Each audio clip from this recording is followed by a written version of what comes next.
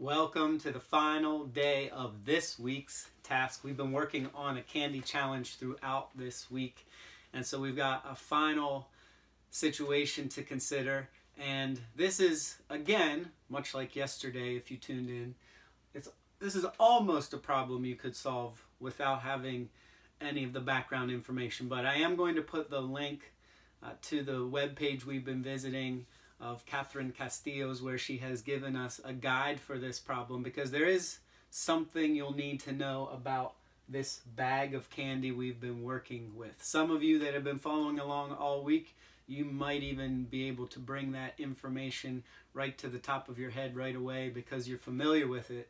But if not, you'll definitely want to visit that link in the description below to be able to figure out the solution to this problem. So here's today's problem. We're going to imagine that we're in a class of 25 students. That includes you. So we just need to know that from the beginning. Your class has 25 students in it.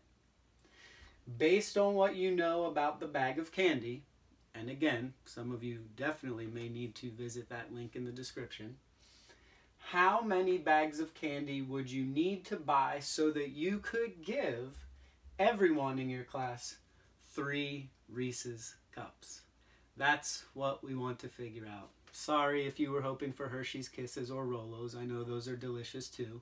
But if you solve this problem, you could even go off on your own trail. You could challenge yourself a little bit more, and you could change some of these numbers, exchange them for other information. You could say, well, what if I wanted to give everybody 4 Reese's Cups? Or you could even say, let's take Reese's Cups out. I want to give everybody 3 Rolos, or whatever the case may be. So you can add on to this. You can challenge yourself and include that work as well. So if you haven't been following along this week, definitely visit the link below. Or if you just need a refresher, you're going to need to know something that's not a part of this problem. But what we do know is the class has 25 students in it.